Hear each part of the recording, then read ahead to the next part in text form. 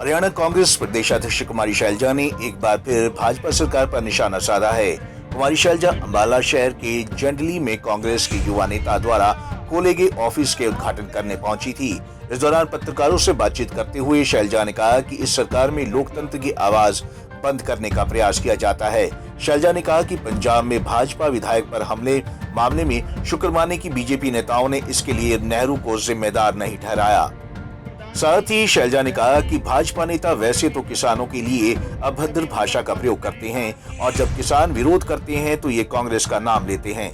सत्ता पक्ष के लोग जनता की सुनती नहीं और जब उनका रोष सामने आता है तो उन पर केस दर्ज किए जाते हैं। किसी भी प्रकार की हिंसा नहीं होनी चाहिए। हिंसा के हम खिलाफ रहे हैं और रहेंगे, लेकिन ये भी नहीं होना चाहिए कि आप पहले लोगों को प्रोवोक करें, लोगों की कहीं ना कहीं रिएक्शन आए और फिर आप दिखाएं, अपने आप को मार्टर बनाने की कोशिश करें। तो क्या ये आपकी चाल है कि आप ऐसे करें कहीं ना कहीं? और इसके लिए कांग्रेस को आप दोषी क्यों ठहरा रहे हैं? पहले अपनी जुबान पर आप कंट्रोल करिए। हिंसा के हम खिलाफ हैं, किसी के साथ नहीं होना चाहिए। आप मुझे बता दीजिए, काले कानून लेकर कौन आया था? कांग्रेस तो लेके नहीं आई, इनकी सरकार ने बनाई ये कानून। और इतने दिनों से किसान मजदूर बैठे हैं, उनकी आवाज़ आप सुन नहीं रहे। इतने किसान मारे गए हैं, जिनका देहांत हुआ है, आपने कोई सहानुभूति नहीं दिखाई। आपके नेता, आपके प्रतिनिधि किसानों को कभी खाड़कू कहते हैं, कभी कुछ और कहते हैं, गलत भाषा का प्रयोग करते हैं। और जब लोगों का रोष का सामना करना पड़ता है तो इनको कांग्रेस सामने नज़र आ जाती है। इनको तो नेहरू जी से लेकर मेरे को तो हैरानी है कि नेहरू जी का नाम नहीं लिया इन्होंने इसमें, कि नेहरू जी ने करवाया होगा। हिसार में डिप्टी सीएम दुष्यंत चौटाला के खिलाफ प्रदर्शन करने वाले किसानों के खिलाफ मामला दर्ज किए जाने पर प्रतिक्रिया देते हुए कांग्रेस प्रदेशाध्यक्ष ने कहा कि लोकतंत्र में अपनी बात रखने का मौका मिलना चाहिए, लेकिन यहाँ तो मीडिया हो या फिर आम जनता, सबकी आवाज बंद करने का काम किया जा रहा है। 3 कृषि कानूनों को लोगों पर थोपा गया है।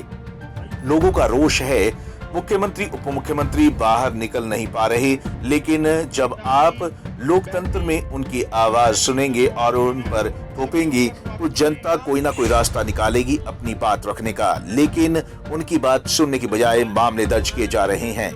लोकतंत्र में हर तरह से लोगों को अपनी बात रखने का मौका मिलना चाहिए। यहाँ तो चाहे मीडिया हो चाहे आम जनता हो, सबकी ज़बान बंद करने की कोशिश की जाती है।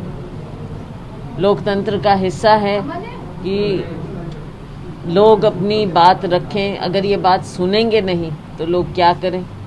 अब ये 3 काले कृषि कानून जिस तरह से थोपे गए हैं लोगों के ऊपर, लोगों का रोष है। मुख्यमंत्री उप मुख्यमंत्री, इनके नुमाइंदे आज बाहर निकल नहीं पा रहे।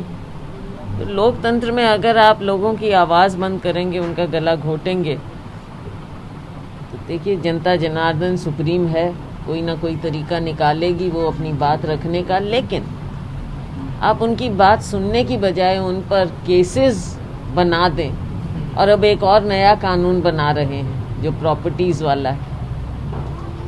अपने आप में केवल प्रॉपर्टी की बात नहीं है इस कानून में कि प्रॉपर्टी अगर ख़राब होगी तो उसका खामियाजा, इतनी सी बात नहीं है, वहाँ सीमित नहीं है ये तो किसी को भी कहीं भी कंस्पिरेटर बना ले।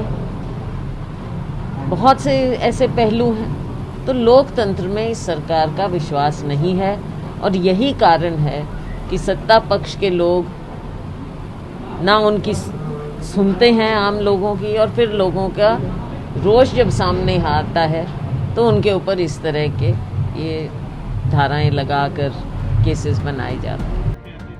अंबाला पहुंची कुमारी शैलजा ने प्रदेश सरकार पर जमकर निशाना साधा। कुमारी शैलजा ने साफ कहा कि सरकार जनता की उम्मीदों के खिलाफ काम कर रही है और इसका असर तो विरोध के रूप में देखने को मिलेगा ही। पंजाब केसरी टीवी के लिए अंबाला से कृष्ण बाली की रिपोर्ट।